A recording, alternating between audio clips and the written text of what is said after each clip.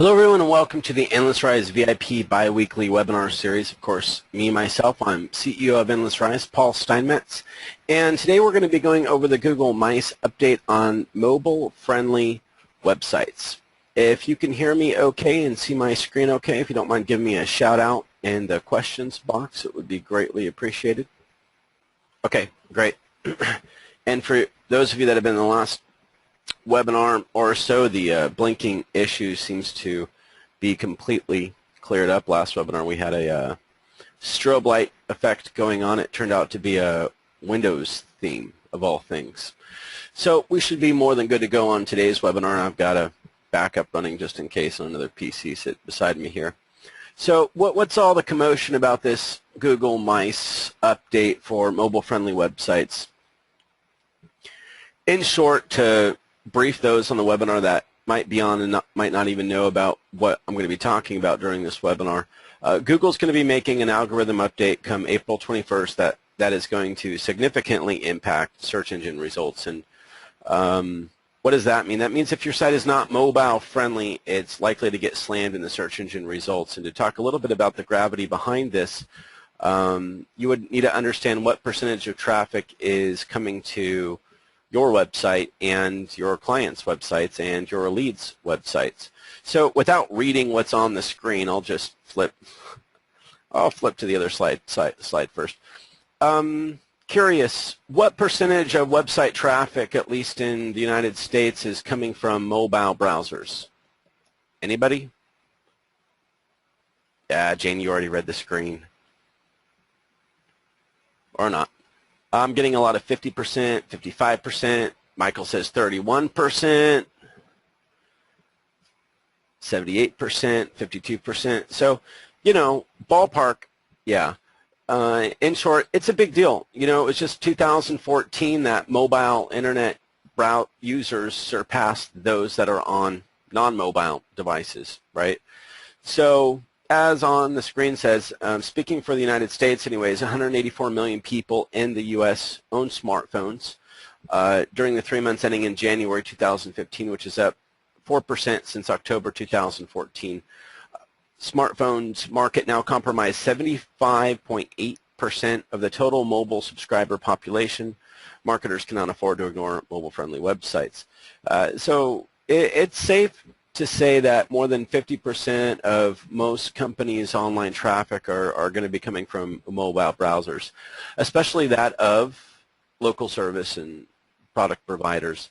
So Google Mice will give high-ranking factors to mobile-friendly websites, and of course the elephant in the room is that if your website is not mobile-friendly, you could lose your rankings. So the presentation behind this is going to be really emphasizing why you do not want to lose your mobile traffic because it's just so big. And Google has put a date on this algorithm update, which is April 21st, and used the word significant impact. So we're going to talk a little bit about that and really dive into what it means. So the introduction to the Google announcement. When it comes to search on mobile devices, and by the way, this is direct from Google. When it comes to search on mobile devices, users should get the most relevant and timely results, no matter if the information lives on mobile-friendly web pages or apps. As more people use mobile devices to access the internet, our algorithms have to adapt to these usage patterns. In the past, we've made updates to ensure a site is configured properly and viewable on modern devices. And I want to give you all the original article that this came out on here, the entire audience. And let me just bring it up on my browser as well. This is in the Google Webmaster Central blog. I just gave y'all the link to this letter. Of course, I'm going to be recommending to all of you that you send out a newsletter to your list of leads. Hopefully you have a list of leads, and let them know that they need to know all about this. So first, you got to understand the difference by what Google means by mobile devices. When Google says mobile devices, a lot of people think that it means small laptops or iPads or even tablets, but it doesn't. When Google refers to a mobile device, this is Google's exact definition. By mobile device, they are referring to smartphones, such as devices running Android, iPhone, or Windows Phone. Mobile browsers are similar to desktop browsers, of course, because they can render a broad set of HTML5 specification, although their screen size is smaller, and in almost all cases, their default orientation is vertical. You can read the rest that's on there. All that you really need to know is that when Google says mobile, it does not include tablets. That's the main thing that you need to understand.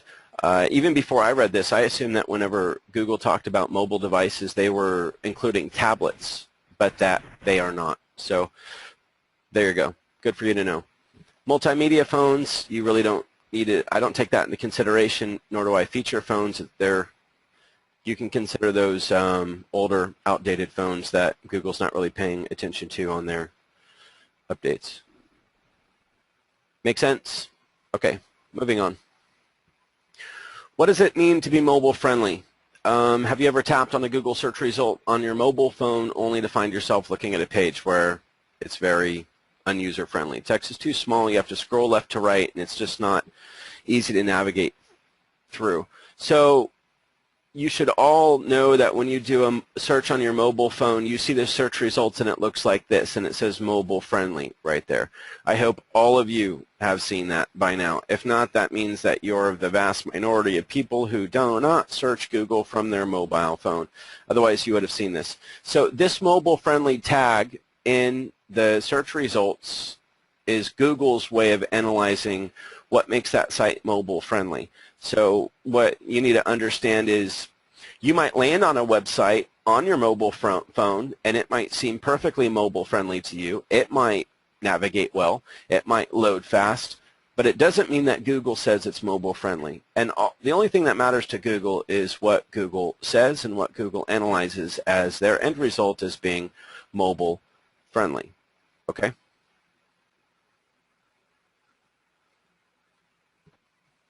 What does it mean to be mobile friendly? Well,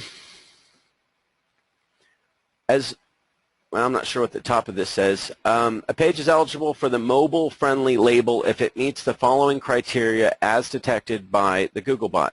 It avoids software that is not common on mobile devices, like Flash, uses text that is readable without zooming, sizes content to the screen so users do not have to scroll left to right or zoom in, places links far enough apart so that the correct one can be easily tapped. These are the top 4 bullet point criteria for Google to establish if a website is mobile responsive. It's not that difficult, and again, this is straight from Google. Fred says, why are some sites mobile responsive for iPhones but not Android phones? Well, you're talking about mobile responsive, which it's a valid question, but right now we're just talking about what Google thinks is mobile friendly and what they do not think is mobile friendly. Martin says, are you going to cover Google's mobile friendly test? Why, of course I'm going to cover Google's mobile friendly test. Barry says, in the eyes of Google, is mobile responsive the same as mobile friendly? The short answer is yes. The longer answer is maybe. And we'll get into that, so I'll keep moving. How do I test for mobile friendliness? Does anyone know how to test for mobile friendliness? Anyone? No? Maybe? Okay. Well, you got to go to the Google test URL, which I'm really surprised I don't have this up. You need to go to the Google test and test your site to see if it is mobile friendly or not. And that test is, let me get you the link. I can't believe that I don't have it in here. There we go. So here's your mobile friendly tester link. There. So you can go and you can test your own website. Okay. Now, all you got to do is go to this link and enter in your web page. Of course, in your newsletter that you want to send out to your client, you want to include this link in there to say, hey, 911, you need to test your website. And I love how this test works because it's not complicated to interpret how the test comes back. So I've done you the favor of showing you what a couple of tests look like. So here's test number 1. Of course, if I ever want to find websites that are outdated, I look to Alaska, because if you're looking at a USA audience, I have found that the most outdated state in the States is Alaska. That's a good sales tip for y'all. So of course I look for Home Inspector Alaska. I find this website and I put it in the mobile responsive tester. I put it in their URL. Keep in mind, this is not a site-wide tester. It's a page-specific tester. So I test this page, and this is what a result will look like. It will just blatantly tell you if it's not mobile friendly. So this one is not mobile friendly. Based on the following obvious reasons. The text is too small on a mobile device. The links are too close together, which makes it hard to click one to the other without zooming in. Mobile viewport is not set. Line number 3, mobile viewport is not set. Does anyone know what a viewport is? Does anyone not know what a viewport is? One or the other. I know what it is. I don't know what it is. What the heck is that?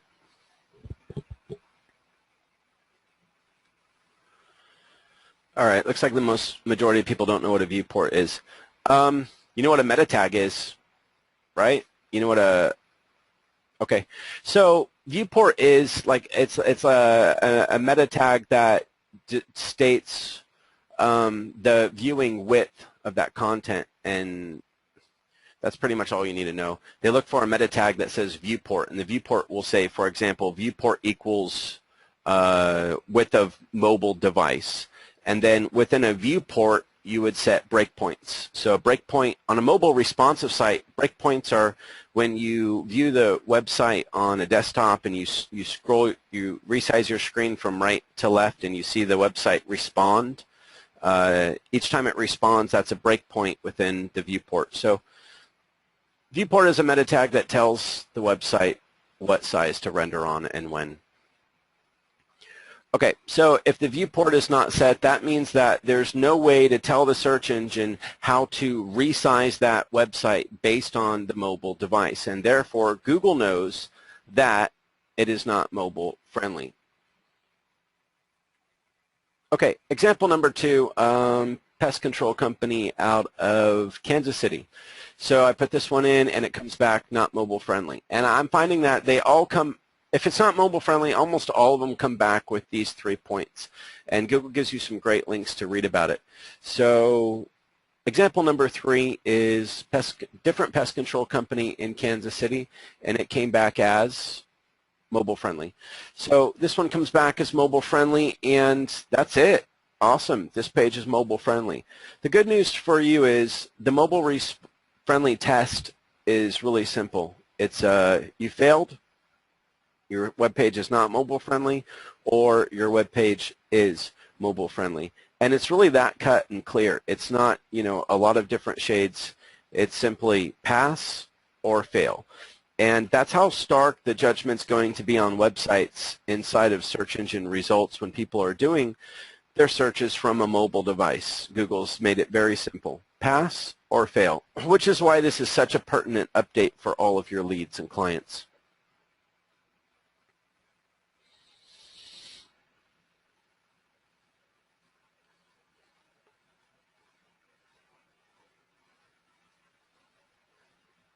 Martin says, do you think using the actual test site in a newsletter will give your leads the opportunity to go through the other links and how to solve the issue?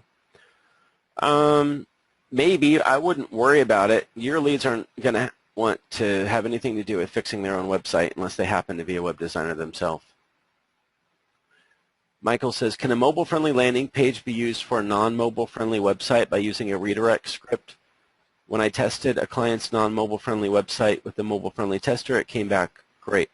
Yeah, you can have a you can do a redirect for mobile devices to separate URLs, and we'll get into that a bit later. Okay, so understanding key points in going mobile. No matter which configuration you use for the mobile version of the website, which preferably is probably mobile responsive, but it's going to depend on what you choose to go with, you have to signal to Google when a page is formatted for mobile. This helps Google accurately serve mobile searches when mobile searchers This helps Google accurately serve mobile searchers your content and search results. Keep resources crawlable. A lot of times people block certain sources to Googlebox or websites will automatically, but you want to keep those available and avoid common mistakes that frustrate mobile visitors. If you're playing unplayable videos, and this is a really big one, coming up with Google, especially now, if you're featuring unplayable videos such as flash videos on a page's content, mobile pages that provide a poor searcher experience can be demoted in rankings or displayed with a warning in mobile search results.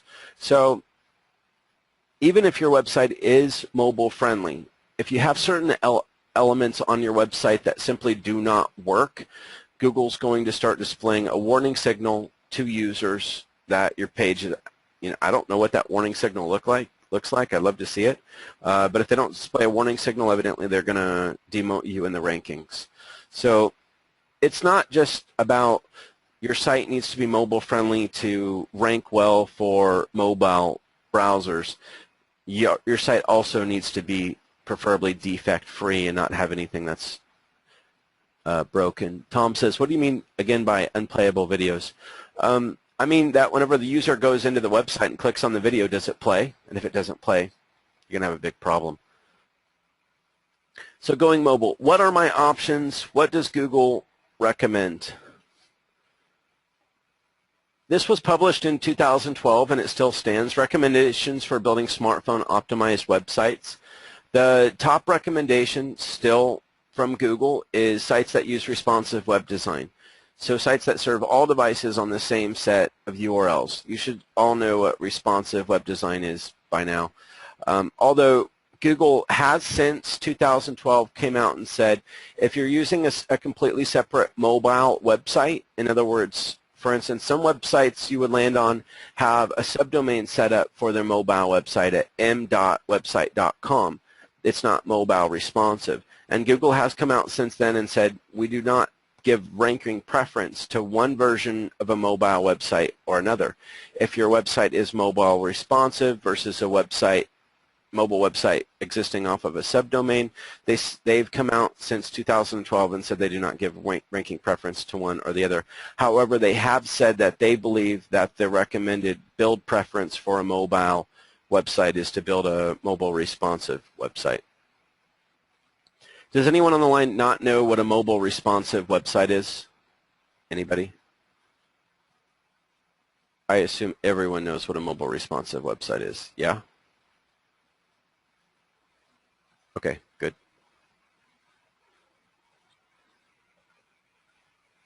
All right, responsive design. Responsive web design, RWD for short, is a clever design technique that uses a single HTML code base for all platforms. That is, all viewing devices read from the same code on the same URL. The largest pro to this is that you don't need to edit multiple websites. So if you have your regular website and then you build a separate website for your mobile version, you have to keep two websites up to date. And it's easier whenever you just have one. So the biggest pro in having a mobile responsive website is using a single URL for a single piece of content, which makes it easier for your users to interact with your content, to share your content, and to link to your content. It's also easier for search engines to discover and index your content. Pro number 2 is streamlined user experience, flexible orientation, and you don't need to use any redirects. If you're using a separate website for your mobile website versus you could call it your desktop version website, if your redirects go wrong from your regular site to your mobile site, then you could lose your mobile rankings over it. With mobile responsive websites, you don't have to worry about one to the other, although, of course, there are some pros to separate mobile websites. So what are the 3 different types of mobile websites that can be built? Responsive websites, of course, is the primary recommended version on them. Why? Because all the URLs are the same no matter what the version is. Mobile responsive websites are also powerful because they respond to a big screen TV, to a 32-inch monitor, to a 21-inch monitor, they'll respond to a desktop versus a laptop versus a tablet versus an iPad versus an iPhone versus an even smaller mobile device. Mobile responsive websites have breaking points set for any device of any size, and that's what makes them so popular. So you don't need to have a bunch of different versions of your site for every single device if you're mobile responsive. So dynamic serving sites I'm not even going to talk about. The only other mobile sites that most people are familiar with are whenever you build a completely separate mobile website, which comes off of like m.website.com.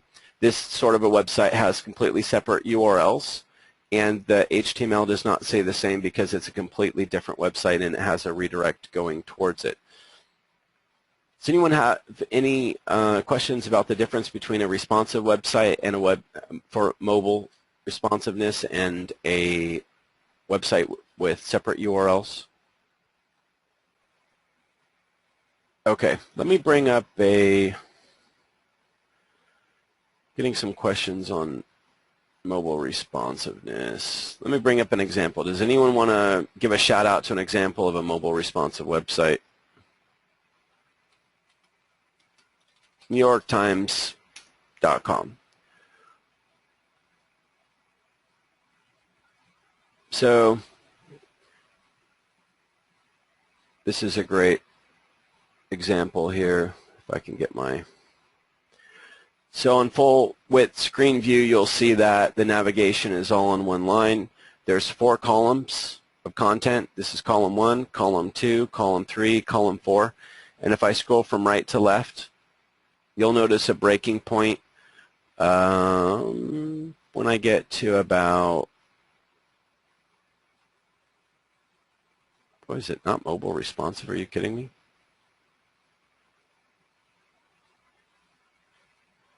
Someone should call New York Times and sell them a web design.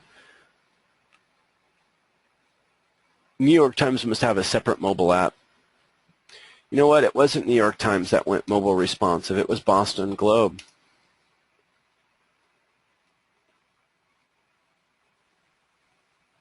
Yep. So you'll notice on Boston Globe, as I scroll from the right to left, they go from 3 columns of content to a breaking point here, there. So their first breaking point is about halfway through their screen width, which makes sense. This is about the size of a what? iPhone portrait. And if I keep scrolling from right to left, you'll see that it becomes 1 column at the size of about a tablet. And as I continue scrolling from right to left, it stops at around the size of an iPhone. So that's mobile responsive. For those of you that don't know, mobile responsive, it simply responds no matter what size the website is. Some websites respond much faster, some don't, but there's other things that go into it, such as image compression. As it gets smaller and smaller, the navigation restructures itself, etc. So where can I read more about these options? You know, I talk about mobile responsive design because it's what we do. A lot of people do build separate mobile versions of the website. I would say that by default, you should always recommend mobile responsive design. If your client does need a mobile version of their website put out there to maintain their mobile rankings and they're not willing to rebuild their current website, maybe it's too big, maybe it would be too costly. In the event of that, you would want to build a separate mobile website for them, which you can read about. Let me give you a link to, this is a full resource guide to any place, anytime, any device, a basic guide for building websites for the multi-screen consumer. This is a really great read for anyone so that you have knowledge whenever you're in your sales presentation and people ask you, why would you build it like this? I heard to build it like that. Not that your leads really ask you those kind of questions, but some of them will. So I'll just enter this in as a great read.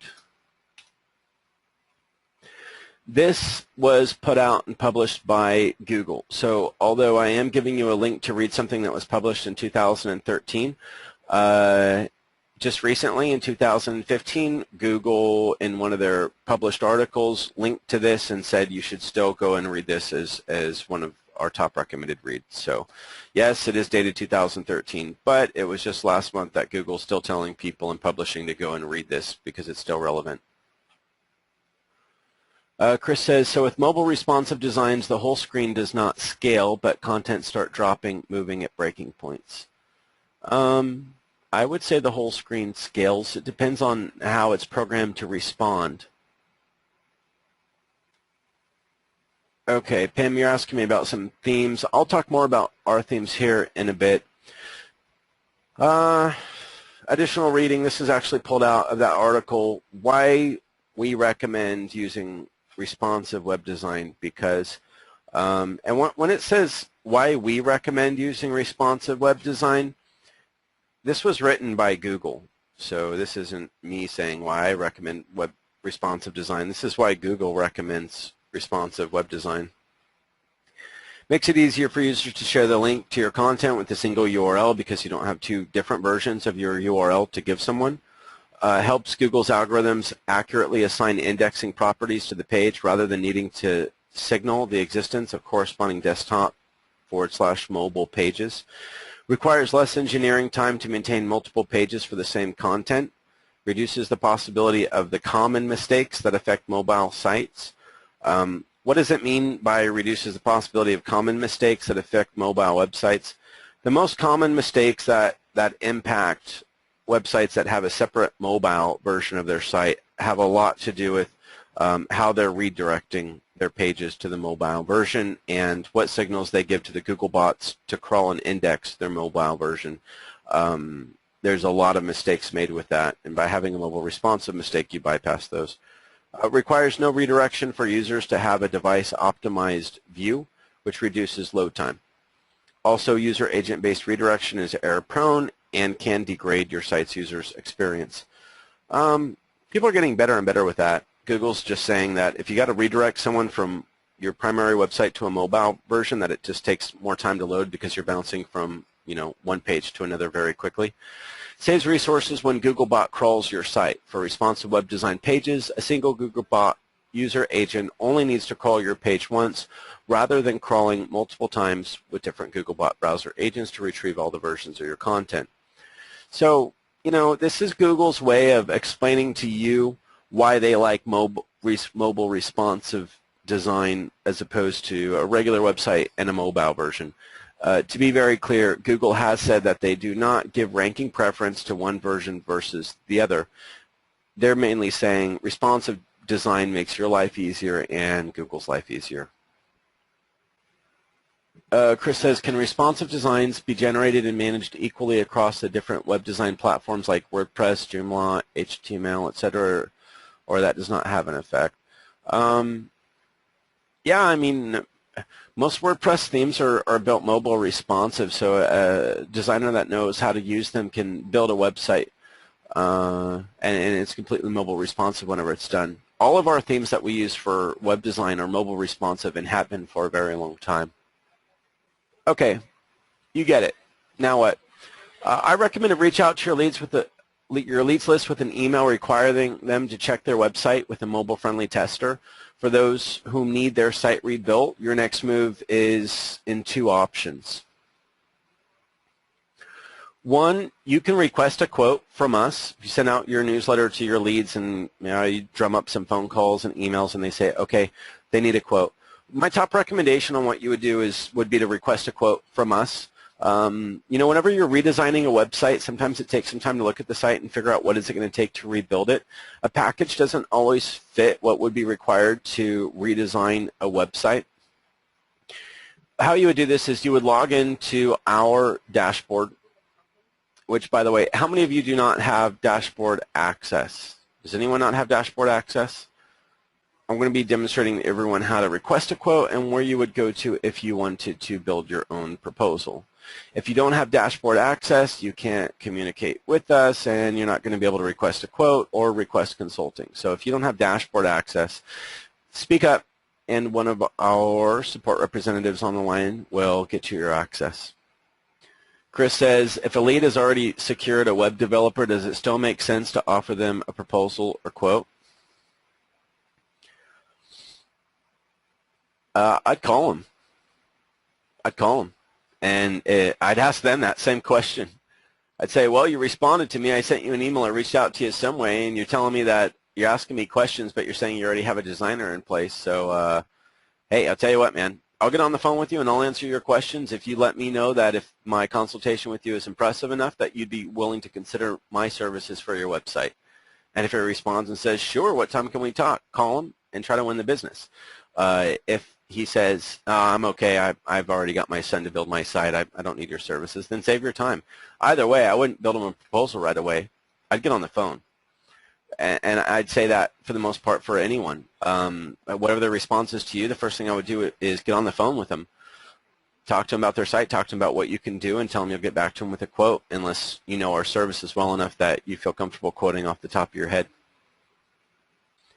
Okay, so in order to request a quote, of course, you can click on the customer support slide out if you wanted to, and if you want to just hit up your design consultant through Meet Me meeting or reach out to them by phone or email, you can do that.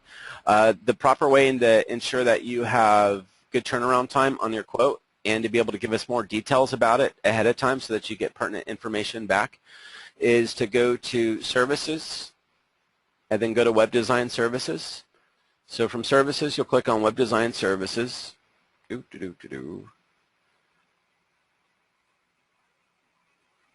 And my browser is running a bit slow. And it's going to take you to here, where you're going to see a couple different options, right? So I would recommend whenever you come in, if you want to view our package pricing just because you want to read about it, you can. It's actually on the same page, and you can scroll down and you can see our packages. But I recommend to request a quote. It's the easiest way, and whenever you request a quote, we'll be in touch with you on a consultation, let you know how much we think it would cost to rebuild the website to make it mobile responsive. And all you got to do is hit request a quote, put in the domain name of the potential lead that you have, and if you don't have a domain name, put in a project name, hit add, and it will take you to an intake form that you'll fill out to submit your official request for a quote, and then we'll get in touch with you with your quote or be in contact with you for a conversation for further consultation on what it would take to rebuild this website. And that's the easiest thing that you can do.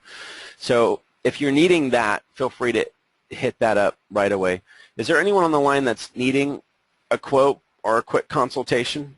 Or anyone wants me to throw a domain name and you want to get a consultation right now? I wouldn't mind. It'd be a good demonstration for other people that are on the line.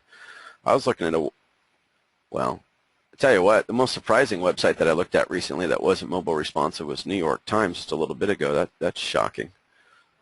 I'm sure they have a separate mobile version, but still, they should have done what Boston Globe did and went with a mobile responsive design. That's just a no-brainer for a news site. Okay, I've got a couple coming in here. Let's see here. We'll go with Jamil's retrosweets.com. Let's see if this one's mobile responsive. Retro, am I spelling this wrong? Retro Suites. I'm not even getting that one to come up. You know what? Either they're blocking an overseas IP. No. I'll try another one, paperideas.com. That's interesting.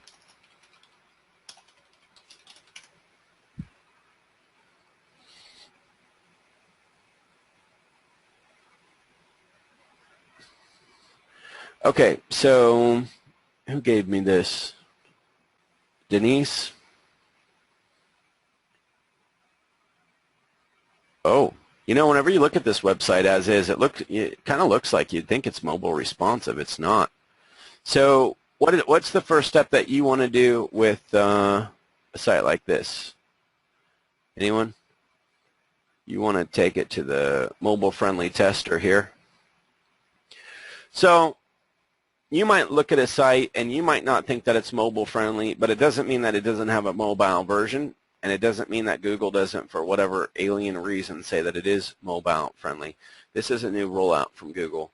First thing you want to do is put it in the mobile friendly tester, which for whatever reason seems to not work for me about a third of the time that I try to use it, but you just hit reanalyze and it will go through. A couple of people are asking for a dashboard login link into our dashboard. There you go. See, failed to fetch. I'll hit analyze again. I'll bet it works this time. Dashboard login URL is www.e-dasher.com. All right, outside of that not being mobile, Test running. If we look at the site and we scroll it from right to left, we know that it does not have any mobile responsive going on whatsoever. I'm not sure exactly what this looks like on a mobile device, but I can tell you if I was consulting the client, I'd be letting them know if I had this on my mobile phone. I'd be letting them know that all the links in their footer are probably so close together on that mobile device that users, when they try to click on one, click on three at the same time, that their text is too small and they have to scroll in to read it. If they're in a hurry, they're not going to be able to scroll in. Wow. Can you imagine what this is going to look like on a mobile device? That's horrible. Yeah, with the kind of content and with the links everywhere and how they have their site styled, they're pretty dependent on mobile friendliness on this thing. Look at all those links. Any website that has a lot of links or is almost directory style, you need it. This is a single column content, so it's probably not too bad on a mobile version. Their services, yeah. Look at all their links. Links go to everything. They're going to have to scroll in to click on those links. So yeah, this site needs a lot of help. There you go. Is it mobile friendly? It's not. So for whatever reason, Google didn't think the links were too small, close together, but the text is too small and there's no mobile viewpoint. No mobile viewport. Les says, what about Joomla sites? Are they mobile friendly? You know, it doesn't matter what platform they're on. Any platform can be mobile friendly for the most part, theoretically. People are asking me for a link to the Google Mobile Tester. Sure. All right, so in this situation, if I was able to get a hold of this lead as a client, I would consult them on the amount of traffic that's out there that's looking for them, that's on mobile browsers. I'd let them know that any rankings that they currently have are going to remain there except for on mobile searches, which are more than 50% of their traffic, and they're liable to lose that traffic come April 21 if they don't get their website built to be mobile friendly. From there, what are they going to ask from you? Of course, they're going to say, oh my God, thank you so much for letting me know. I had no idea about this. I read the original Google article that you sent me on this, and I did put it into the Google tester myself, and it's not a sales slogan. It's not a sales pitch. It's you saying, Google said you're screwed if you don't fix your site by April 21st. There's the article. They're not messing around. And by the way, why don't you put your website in here to know if you are going to lose a lot of your traffic or not.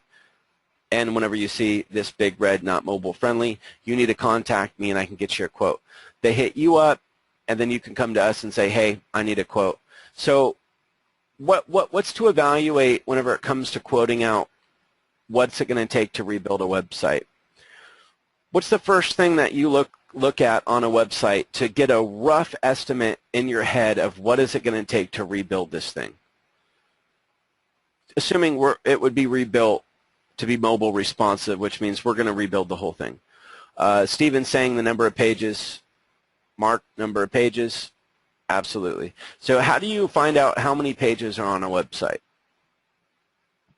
I mean, how many pages are actually in that website? Sitemap tool? Yeah, maybe. You still got to crawl a website to find the pages that are on it, so a sitemap tool isn't necessarily going to work. The reality is, to know how many actual pages on a website need to be rebuilt into a new site is impossible to get the exact number because you don't know, and neither does Google necessarily. But you can get a really good idea, okay? So what I always do is I put in this into Google.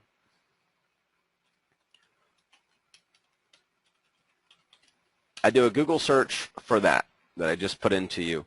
So what would I do for paperideas.com? I'm going to do a site : paperideas.com.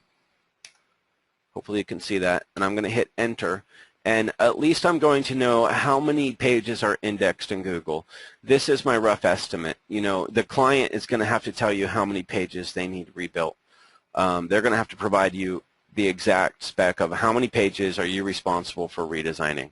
If they say just look at my site and tell me, well, if it's a small website, you might want to do that. If they have a really big website, you might want to say, hey, I tell you what, if you want me to spec out what it's going to take to rebuild your site, I might need to charge you. So anyways, this looks to be about a 14-page site.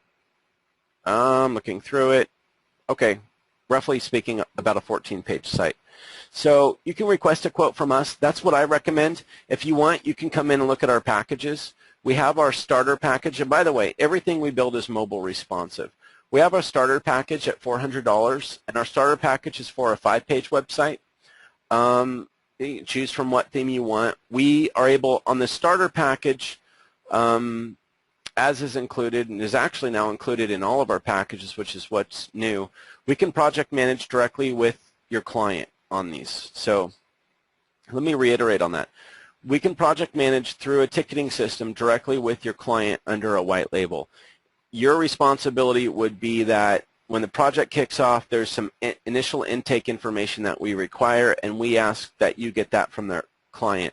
Moving forward from there, we can project manage directly with your client if you would like us to, or we can communicate with you and you can communicate with your client. Does anyone have any questions about that? You can read about it at Project Management Done For You inside of here. Does anyone have any questions about when it comes to running the project to redesign a client site, our capabilities to project manage directly with the client, or are you project managing the client? Well, someone's got to have some penetrating question around that. Anyone? Cliff says, how did you count the pages again? Type in site : website.com into Google and it'll tell you. Pete says, when you rebuild the client site, I take it you don't actually change the branding, just the content. We can change the style, which changes the branding, I suppose, from a stylistic standpoint. So Chris says, so do you talk directly with them at all, or just part of the time? It's back. We don't talk with the client when we project manage. Is our option with project management. We manage them through a ticketing system, which with the client that means that we communicate with them through email, but it's actually done on our side. It's done through a project management ticketing system, but the client receives it in the form of an email. Pam says, dumb question I ask, but isn't the number of pages just the number you would see in the back end of WordPress, for instance? Yeah, that is correct, but you don't always have the access into the back end of someone's website when you're trying to give them a quote. Alan says, what would be the cost out of BATA? I don't know what BATA is. Is the done for you appropriate for custom development sites? Denise, thank you. Finally, penetrating question. Appreciate it. Is the done for you project management appropriate for custom websites? It depends on how complex and how big they are. And I would recommend to talk to your sales consultant about that. But if it's a very complex website, and let's say it's a custom site and it has a e-commerce functionality to it, it has a membership functionality to it, and other things, I would not recommend done for you project management. It's just too complex. But if it's a custom website and, hey, someone wanted the theme built up and styled from scratch and based on mock-ups, and it's a pretty straightforward 10-page website, yeah, done for you project management is doable. Okay, so let me talk a little bit more about the packages that are available. Starter is, for anyone that has a smaller website, like around 5 pages, Starter is a perfect fit for you. It comes with project management done for you. It includes the content writing on that website. It's hosted for you, and it's guaranteed on 30 days turnaround time. Themed probably applies to most of you that are needing a website rebuilt. There's different add-ons for themes. For instance, if the default themed website comes with 10 pages, then whenever we quote it out, if it's a much larger website, like 40, 50 pages, then we would add on additional charges for that. And whenever you request a quote, we can tell you how much that would cost. But the basic components to a website package are labeled out here in the corresponding cost. Custom, why would someone choose a custom website over a themed website? I would think most people would fit into themed, because to define what a themed website build is, if we're going to, if we have a theme library, or you could provide your own theme for us to use in WordPress. And themed builds mean that we stick to the restrictions of that theme for the design component. So what does that mean? That means that within the particular WordPress theme that we're using, might have been one that you chose from our library or one that you provided to us. If, for instance, you didn't want the navigation on the right-hand side, but you wanted it on the left-hand side, well, if that's an option built into the theme to switch the positioning of that navigation, that's something that we would be flexible to implement as part of the design build. However, if there are design customizations that are not built into that theme, like for instance you wanted the navigation flipped upside down and put at the bottom of the website, the theme doesn't allow that from its functionalities to do that, which means we'd be breaking mobile responsiveness and everything else. So if you're looking to build a website, quote unquote, from scratch, in other words, you want to start it from a mock-up. You want to build the design completely custom, and then you want us to program it into WordPress and build it up from the ground floor up based on a mock-up that's agreed upon between the client and the developers. That's custom. If you look at a theme from our library or another theme that's out there in WordPress and you say, that's beautiful, I'll go with that theme. For the most part, the theme fulfills all the design components and what we need. That's a themed build. Does anyone have any questions about that? Of course, e-commerce should be pretty self-explanatory. Any primary questions about the packages? Again, you can request a quote, and we can look at the existing website and tell you what's recommended and tell you what it would cost. Mark says, what are your suggested prices? I think it'd probably be, I answer this question all the time. How about from the audience, for those of you that sell website services, particularly ours, how much do you mark up your rates? Mark says 3 times cost. Frederick says 4 times cost. Okay. Ricardo, Barry, Suzette, Kelly all say 3 times cost. Sorry, Barry said it's double cost. Barry's cheap. Tom says 2.5 times cost. Yeah, well, if you are not wanting to get in the in-between on project management, then I would say charge less. If you're not going to be involved in the project management, you need to get the intake information from us, the launch information. But then if you're going to choose for us to do direct-facing project management between us and the client, then I would say lower your cost to 2 to 2.5 times cost. If you're going to be in the middle of project management and heavily facilitating things between us and your client, then I would charge more, between 3 and 4 times cost. So it comes down to how much time are you going to invest into it. Does anyone have any questions particularly about the packages? We have, we've got a really great option, and when you come into the web design services, you see request a quote, which is what I'm coaching you guys to get in here and do. Get in there, request a quote for your client when they express interest in getting their website rebuilt.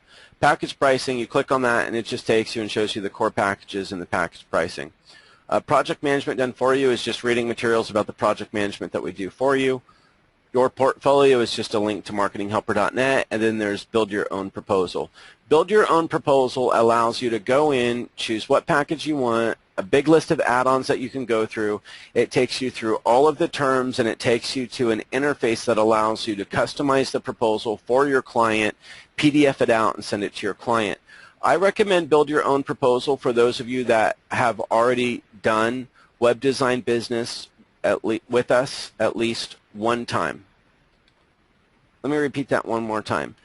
The option to build your own proposal I recommend for people who have done web design business and built at least one web design project with us before you use the build your own proposal option. Otherwise, request a quote. Is that coming through really clear? There's a learning curve to build your own proposal. It's a great tool. It's an amazing tool. You can even configure it with PayPal to take payment directly from your client. However, I heavily recommend to speak with a consultant first, request a quote, get one website project done with us before you go and start building your own proposals through the proposal builder. Peter says if we choose the client direct option for premium themed, so client direct project management, Custom or e-commerce options, does that add any extra cost on your end? Yeah, absolutely. I mean, oh, not for the client-facing project management. No, it's not an additional cost.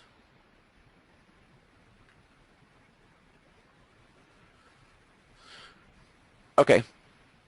So when I go to the view full price list on here, the other thing you want to take into consideration is whenever you build a website, okay, so here's your core package options, and then on a request a quote, the consultant would go in and they would look at any additional add-ons that are needed to rebuild that website, because not all websites are exactly the same. There's a couple add-ons that I like to talk about. I'm only going to talk about one set. If they're needing logo design, that's an add-on, so you always want to ask them if they're needing logo design. If they have any unique functionalities to their website, it's probably a logo design. If you're needing rush service, it's an additional $200 for rush service. The details behind that can be ironed out with your design consultant, but you do probably want to know that because there might be a reason for wanting rush service. Can anyone think of a reason why you might want rush service? Anyone? Yeah, thanks, Cliff. April 21. Google mice. Beat the mice. April 21. Rush service. Give it as an option. It's a big deal.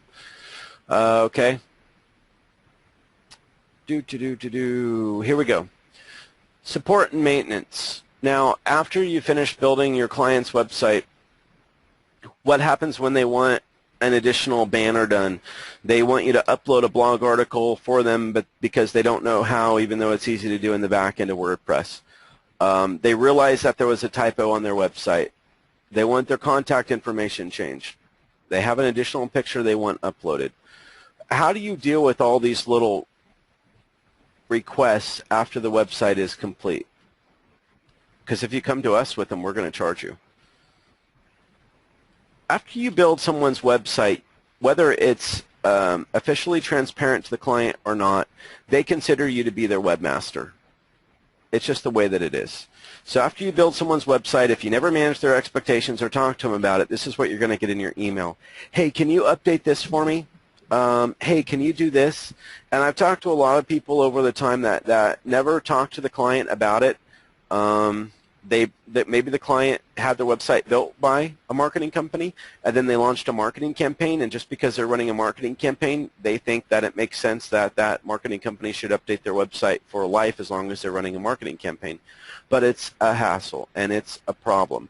So make sure that you make it clear to the client that if after their website is done, they want ongoing support, which means if they need a banner made, if they need a page updated, if they need a video embedded, if they need any of those tasks done, sell them on ongoing support and maintenance services, which you can check out from our system or ask for this from the sales consultant or whenever you put through a web design quote. But either way, if your client's not willing to pay for ongoing maintenance on their website, then don't get trapped in between. But ongoing maintenance can be great. And this is also a great way in the sales ball game. Let's say that you sell someone a starter website, but in the future they want to migrate over their, I don't know, photo gallery or a bunch of other things. You could say, well, why don't we do this? Why don't we get your 5-page site out and do it in under 30 days, and then I'll give you access into this support ticketing system, which is how we handle design maintenance for you directly with the client, and you can submit in your request to do X, Y, and Z through tickets on a monthly basis as part of your support maintenance program. And they'd be like, oh, okay, great. So even after my website is done, I can continue adding pages and building things onto it. Absolutely, if you pay for the support maintenance program. And by the way, with website support maintenance program, you don't have to do anything. So let me say that one more time. With the website support and maintenance program, after the website is built, if they need further modifications, we can handle it directly through a white label with your client, by your client going and submitting it through a ticketing system. You don't need to do anything. And like Tom says, yeah, for $720 for an entire year, that's a bargain. So Tom, hopefully I'm saying your name right, Tom, what would you charge for that retail?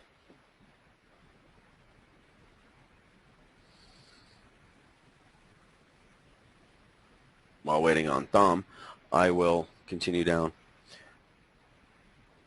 All right, so support maintenance program, that's something that you want to take into consideration. Get back to my initial presentation here.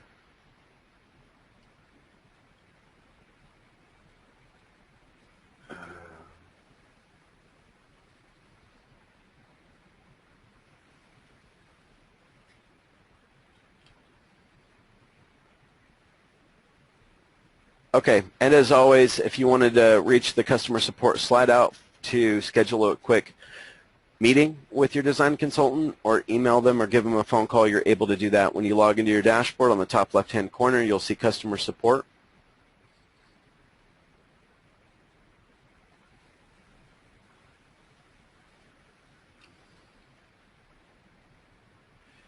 Okay, so another tip that I wanted to give to you guys, given that this is probably one of the best Google algorithm updates to allow you to go out there and mop up sales. It's huge. It should be easier for you to sell someone a web design campaign now than almost at any point in time ever, especially to people that already have decent rankings that are up. Now more than ever, it should be really easy. Go find sites that are not mobile responsive and go hit them up. If you have a lead list, send them out the email. But I would recommend that whenever you give them their design pricing options from you, that you give them an option to purchase the web design as is and put a decent markup on it. This is also an opportunity for you to make a lot of money on web design, given that they've got until April 21, and of course you might not finish the build by then, but at least it could be underway. But I would also recommend that you offer your client a heavy discount on their web design build if they pay up front for their first quarter of SEO services. How many of you that sell web design services have a bundle option between online marketing and web design services if your client's willing to put a down payment on their SEO services with you? I don't think a lot of people do this. I highly recommend this. For example, you can offer them 30% off your web design services if they pay 3 months of SEO up front. Of course, the SEO services will start after the website's done, but you have the opportunity to lock in a marketing client and give them a discount on their web design services. And it's something they're really going to think about. Bonnie says, already started doing this. Cliff says, not yet, but I want to.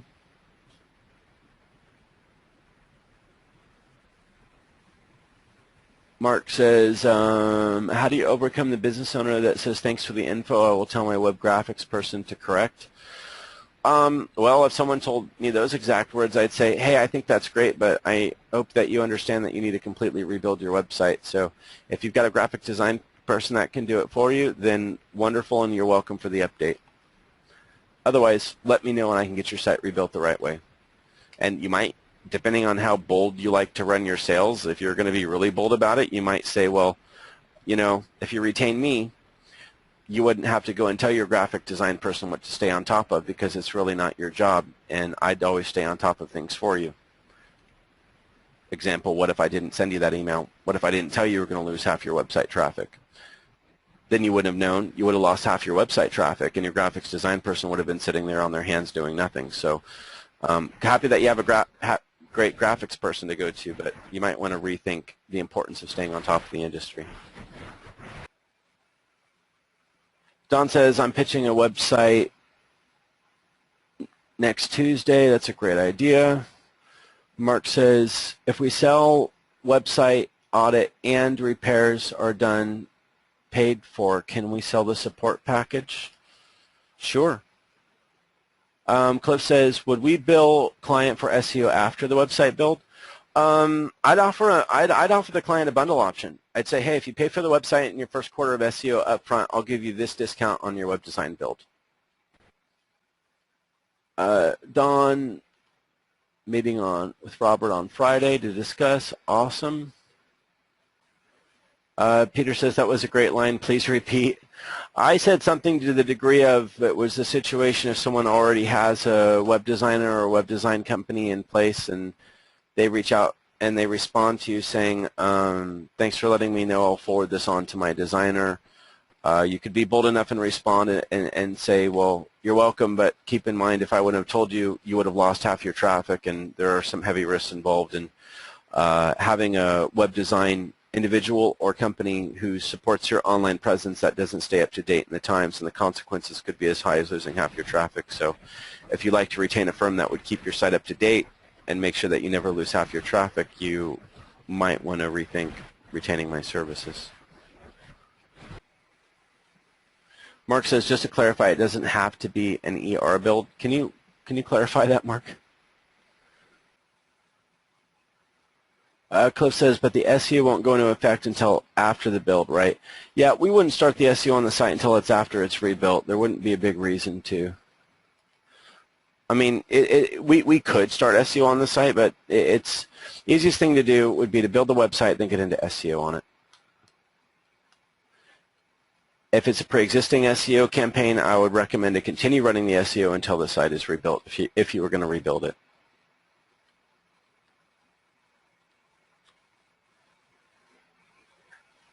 Yeah, like Denise said, I've found doing both at the same time is overwhelming for my clients.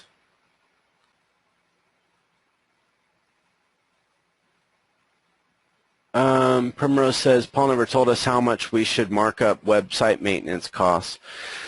You know, for me, since you don't have to be involved with ongoing website maintenance, I don't talk about markup on website maintenance so much because, for one, it could be a good selling point for you to offer your client a promotion on a web design project if you don't lower your website cost. Maybe you offer them at-cost services for ongoing website maintenance and support. Maybe. It might not be something that you want to mark up at all. If you're able to use it as a bargaining chip with the client to get them to pay for the web design campaign, you might want to do that.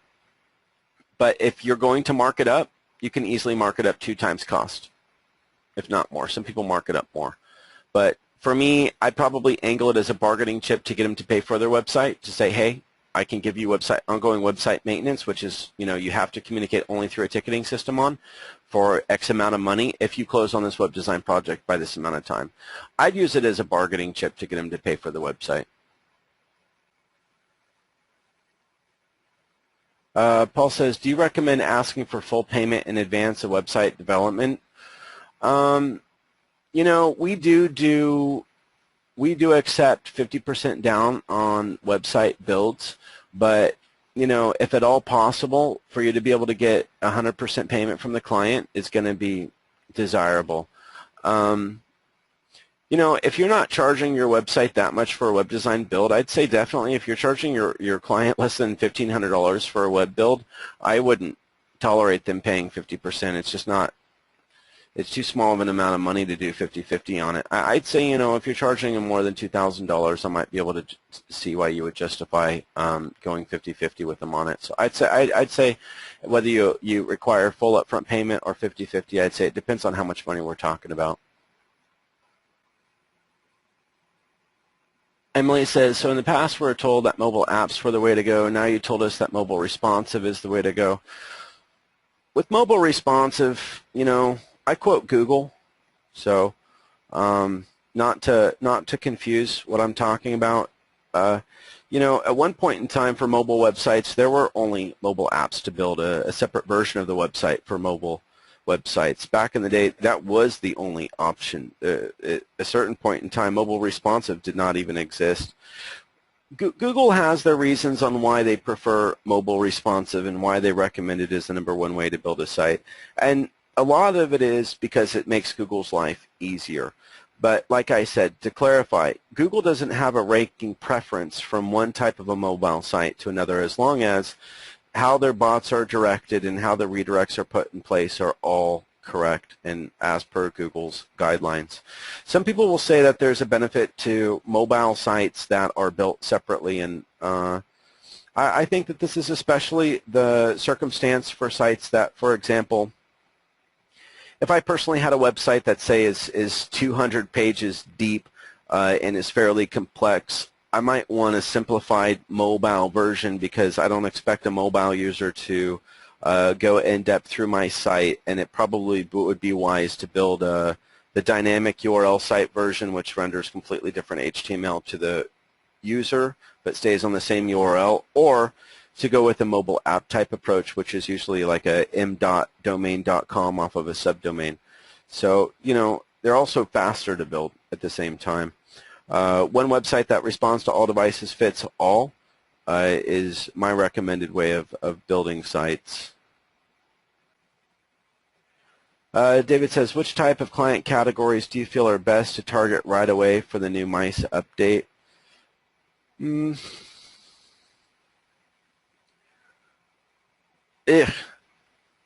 know, I was browsing around on dental sites today looking for an example, and I was pretty shocked at how many dental websites are mobile responsive. David, I don't know, you know, I don't know. It seems like a lot of websites in Alaska are completely out of date. I don't know. I didn't dig around a lot. The more competitive the business niche is, the more probability is that they're going to have mobile responsive websites, or they're going to have a mobile version of their site already in place. So I would assume, you know, well, period. What are some of the most competitive niches? Well, dentists, attorneys, cosmetic surgeons, automotive dealerships, pretty competitive.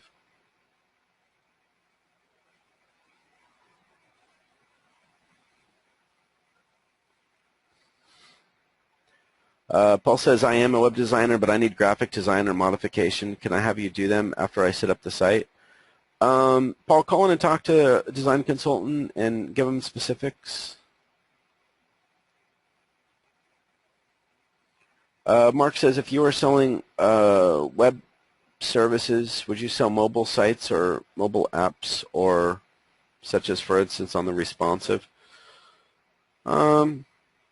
For me, I'd lead with the responsive, and if they weren't willing to rebuild their site through responsive, I'd probably see if they're interested in building a separate mobile site, but it depends. Comes down to a ranking ball game at the same time. Emily says, what was the system you used to count web pages? I'm getting asked this a lot, actually, so let me just show everyone one more time. Look, when you go to count web pages on a site, all you do is put in site, colon, and whatever the website is. So let's do site, colon, facebook.com, enter. So Google says that they have 2.5 billion pages indexed from Facebook. That's how you do it. Yeah, I hope no one submits a quote to rebuild Facebook to us, because we can do a lot of things, but we can't do that. Michael says, use lead goldmine to find your leads. Yeah, that's not a bad way to go.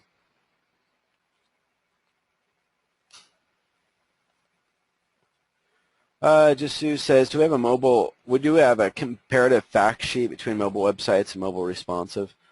You know, that link that I gave you, that was to, I gave you a link to this. Any place, anytime, any device, building websites for the multi-screen consumer as published by Google. And I'll give you that link again here. As soon as I can give this link out again here. Yeah, if you want a guide, you can click there and read what Google says.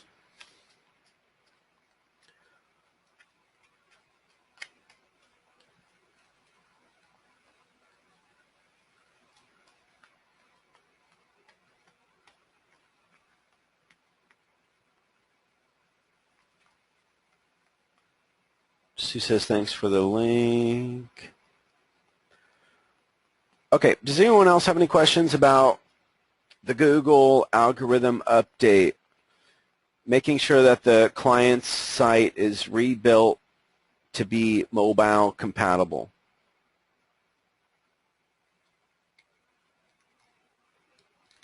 Okay.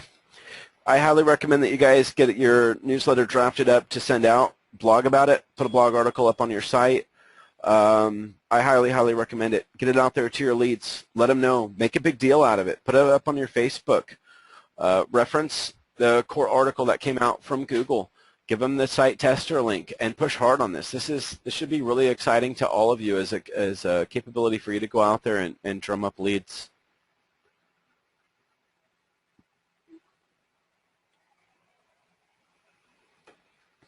Gregory says, is there a fix for a non-responsive site or just a rebuild?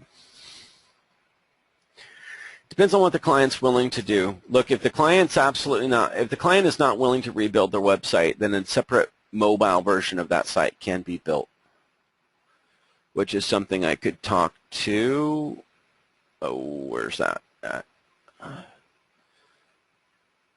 It's a subject matter I might be able to address on a webinar with Derek, who wrote me the message earlier, which I'd be happy to talk to you about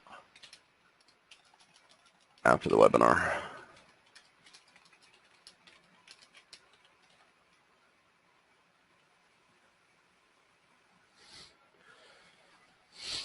Andrea says, what can you do with authority websites on HTML? Not sure.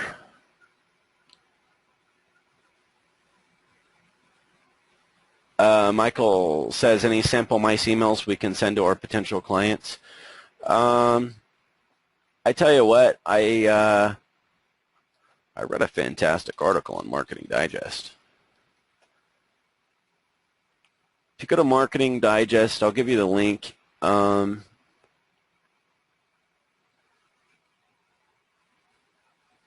Here's a great article.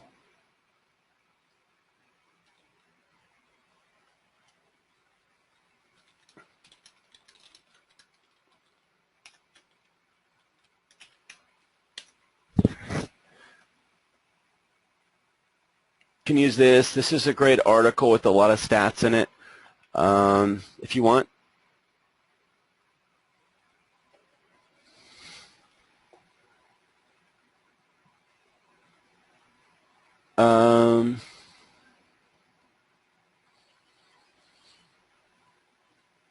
Okay. Does anyone want to give a shout out if you're needing a consultation? You can always go to the our dashboard. You can go into Web Design Services, and then you can request a consultation. Is there anyone that's wanting to take the easier route and just throwing in your contact information into the questions box, and we can have Robert, our web design consultant, reach out to you and schedule a meeting with you and see what you need to go over with your web design project? There we go.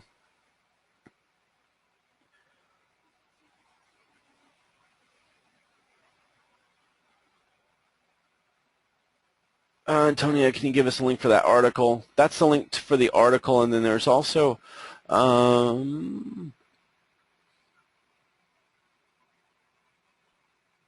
Google's original article that they came out with. I'll give you again. I'd couple those two.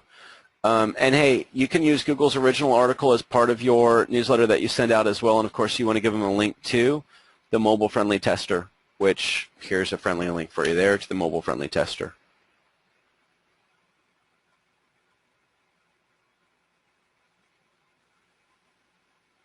All right, give a shout out if you have your contact information and you're needing a consultation. Quite a few people are. This applies to you as well. If your company website for your marketing company is not mobile responsive, we can rebuild your site for you if you need it. So same goes for you.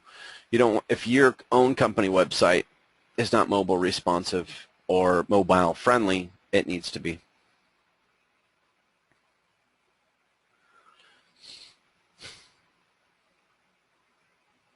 Any other further questions before we wrap up this webinar on what is to be this? Well, I would predict that this is probably the largest announced Google update of the year. Google doesn't typically announce their updates. They usually don't give much detail behind them. and they almost never give a date. So this is really rare. I mean, throughout the last 4 years, this is rare. Google gave an exact date, which they haven't.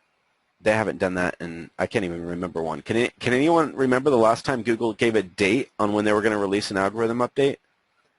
I can't. I can't remember it in the history of Google. Barry says never. Jasu says I don't remember. Same here. Maybe they did at some point in time. I don't ever remember them doing this, and I honestly don't know why they would give a date. But you know what? That's your sales opportunity. Use it.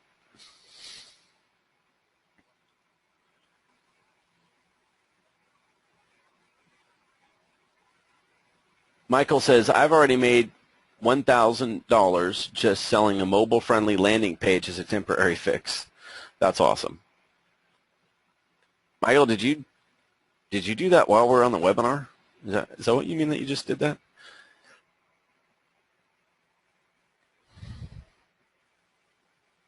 No, okay. Michael says, I've already made David, how do you find out how much mobile traffic a website receives? You got to look at their Google Analytics.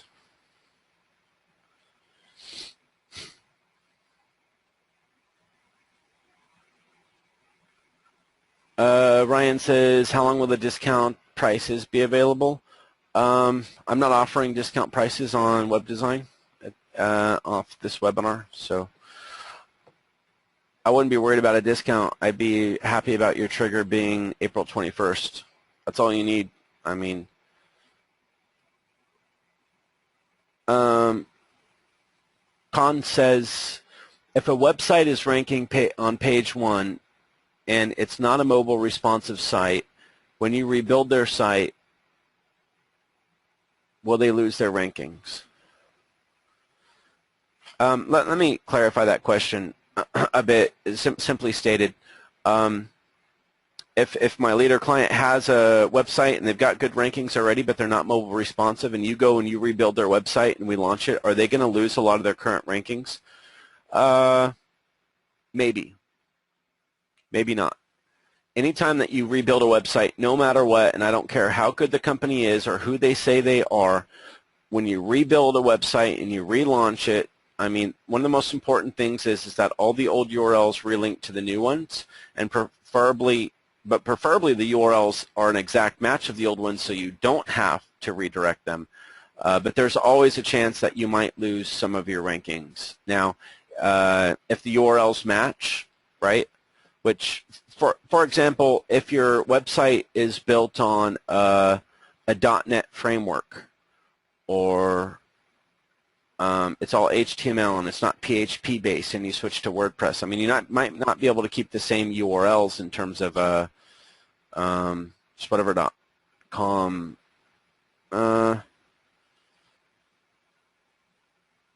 would like to think that as long as the URLs can stay the same, that you're probably really safe on retaining your rankings. Otherwise, we need to redirect from the old URLs to the new URLs, and there is a chance that they could lose some of their rankings. But it has to be done. It has to be done. They need their site rebuilt. So you always run a risk of losing some rankings when you rebuild your site. Absolutely.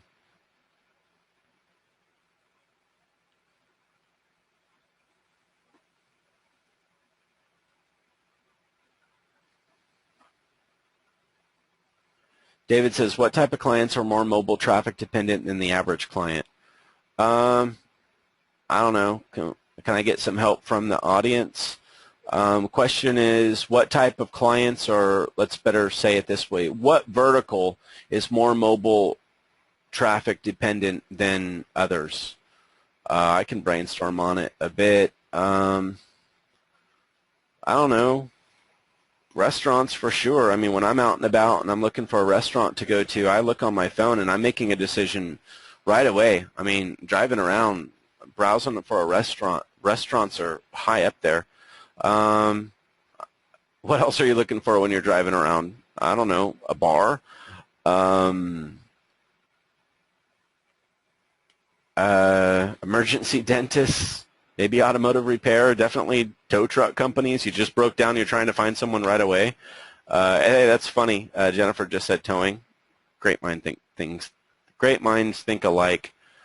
Cliff says, Cliff, what'd you say? I don't know if should say that, but I agree, Cliff. Locksmiths, Michael says locksmiths. Awesome. Tire fitters, nightclubs, bars, plumbers, electricians, plumbers, a lot of emergencies. Hotels, thank you. Absolutely, hotels. Lawyers, dentists, yeah, but I'd say, hey, I don't know if I'm not gonna check out a dentist just because they're not mobile responsive, but it's kind of a long-term decision unless it's emergency dentistry. DUI attorneys, there you go. Bail bonds. So there you go. Everyone, summarize it. Paul says everyone.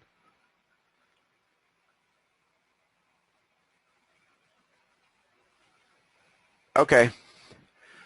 So anyone want to set any sales challenges on this? How many, between now and April, how many contracts do you think you can get closed for web design rebuild? And I challenge you even further and say bundle a first quarter of online marketing as a bundle option in and give them a discount on the design campaign. How many contracts do you think, given this once-in-a-lifetime Google algorithm update, that's probably the most significant one for websites that's ever happened in the history of the Internet, how many contracts do you think you can close between now and April 21? Give a personal challenge to yourself. Jasu says 5. Paul says, do you have training on cold calling? No. But you can train in the bathroom while you're taking a shower, just like you'd rehearse any song you would sing, Train yourself. It's pretty easy. This one's straightforward. This one doesn't take a lot of training. Just tell people what Google said. Michael said he's going to close 5 pubs in his area. Michael, that might require a lot of beer drinking to do that with the owners, but I do respect your optimism. I think 5 is good.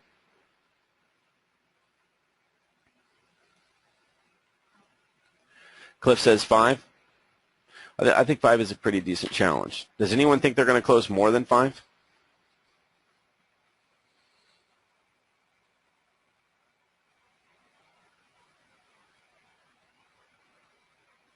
No, nobody thinks they can close more than 5. If I were in your guys' shoes, given this update, it would probably depend on my lead list and my current pipeline, but I'd probably be ambitious enough to say I could close 20 of these if I wanted to. Honestly, I mean, I'm really not joking around whenever I say this is the biggest Google website update that they've ever done. They've always updated their algorithm to be like, okay, you shouldn't use a keyword more than X amount of time. You shouldn't use this. You shouldn't do that. But look, this is straightforward. This is more like, look, you're going to lose that traffic if you don't pass that mobile-friendly test. They've never done anything so clear-cut and straightforward. Before, they've always been very, subjective and mysterious about their updates, like Penguin and Panda. They don't come out and just tell you exactly what you need to do. They'll give you some, very far removed type terminology around what they're looking for, and hey, if you just write your website the way that you would want people to read it, and if people like what you wrote and others talked about you, then you're going to be okay. But if you're trying to trick us, you're going to get penalized. That's been the kind of terminology before. This one's different. They came out with this mobile-friendly testing thing, and they said, look, it's this easy. Put in your web page. It's green, you're good. It's red, you got a really big problem, and you're going to lose more than 50% of your traffic. There's never been this sales opportunity before that's out there that's so cut and clear. You don't need to be a good salesman to sell this off of this. You really don't. Just to change the goal to 25. There we go. Okay, wonderful. Scott says, are they going to put the wording next to the website saying that it is not mobile friendly in the search results? No, it'll just say mobile friendly like it does right now, but I haven't read anything about Google saying not mobile friendly. The only thing they've said is that they'll put some big, I don't know, some sort of a cautionary sign on your site if the mobile version is not working out very well, or like a video won't play or something.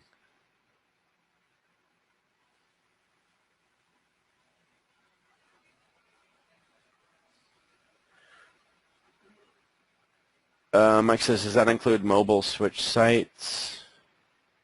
Yeah, it does. All right, everyone. Unless anyone has any last-minute questions, I'll go ahead and wrap up the webinar. Remember to blog about this on your site. Put this out on your social media. Write a newsletter and patch it out there.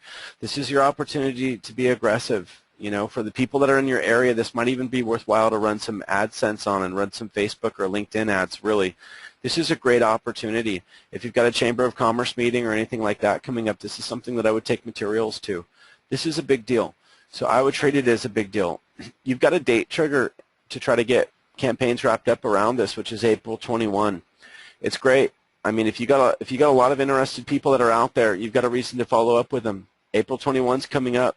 People will say, oh, I'll extend it, I'll think about it, I'm not sure. You've got the biggest trigger that you've ever needed in front of you now.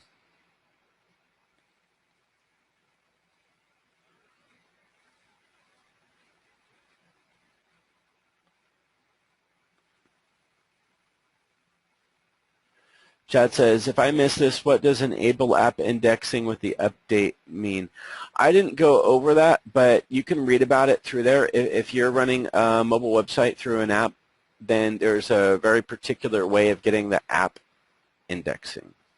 And you want to read through that. Nigel says, already emailing a locksmith now. Mega thanks for the heads up on this and the webinar. 100%. You guys are welcome. Gregory says he's got a great headline. Not the only April deadline to worry about. That's a decent headline. I think a really good deadline is you're going to lose half your traffic if you don't read this email. I think that's a great subject line. I was going to send that out to all you guys on a follow-up email about this webinar, but I didn't do it.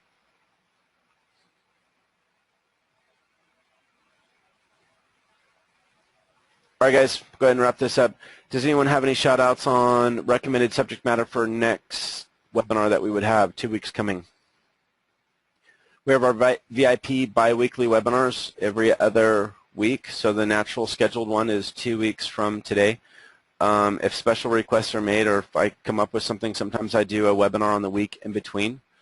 So if you have any shout-outs, if anyone's wanting me to go over some sort of subject matter next week in between the bi-weekly webinars, I can do that. Otherwise, any ideas for subject matter for a webinar that would be 2 weeks from today?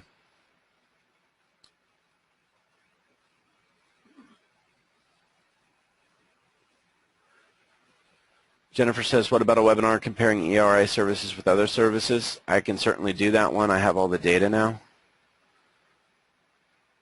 I've been a bit hesitant on it because I will seriously make anyone compared to us look so bad on that webinar. I don't know if it's necessary, but I do have the data, and it's pretty astonishing, our services compared to others. It's not even a fair game. That's how much we outweigh people.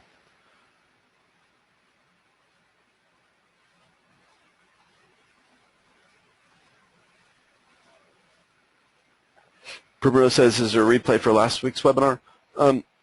Last week's webinar, I did not put a recording out on that one because last week I had more technical issues on that webinar than I have ever had on any webinar in the history of doing webinars, aside from it just completely shutting down. So I did not put out a recording on that. The technical difficulties were that bad. If you're on that webinar and you stayed on the whole time, thanks. Because I probably wouldn't have if I was you. I had a lot of technical issues. Claude says, very keen on competitive review. I've been quite, the reason why I haven't done the competitive review, which like I said, I can still do, and I was debating on, the necessity of doing that. Maybe for those of you voting for the comparative review, you could give me a little bit of detail on why that's so important to you. I assume you guys have done your own research, and there's also a comparative review on your competition. Is that what a lot of you are looking for in terms of the comparative review?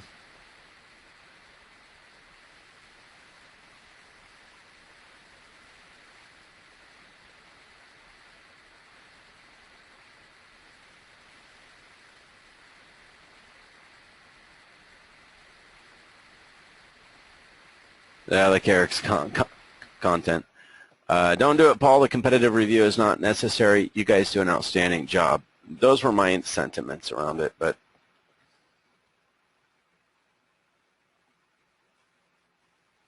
I had a gentleman email me urging me to do competitive review versus reach local because he's getting compared to them a lot, and I found that to be fairly relevant.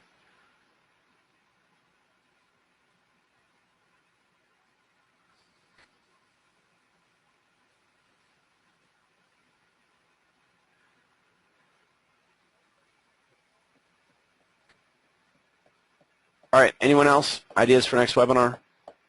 What are your biggest barriers to selling more online marketing services? I mean, that's the kind of thought process that I like you to go through whenever you're thinking about, well, what would I like to be presented with? What are your largest barriers still with selling online marketing services?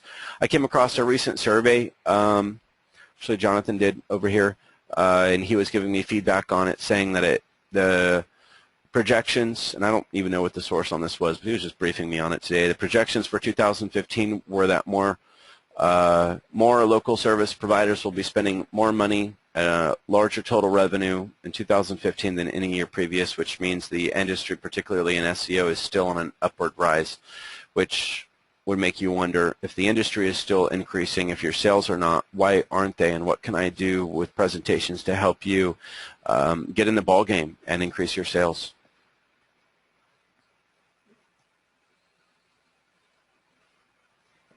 Okay, well, I'll meet internally with my crew over here, and we'll come up with what we want to be reviewing, and I'll be in touch with you through email on what the next webinar will be at. Mike says, I'm stuck with smaller clients, maybe how to get larger clients. That's certainly something we could talk about.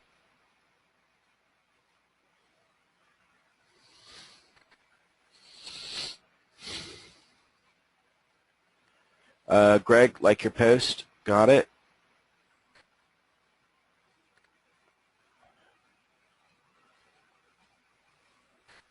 Cliff says people need to know how to present. Absolutely.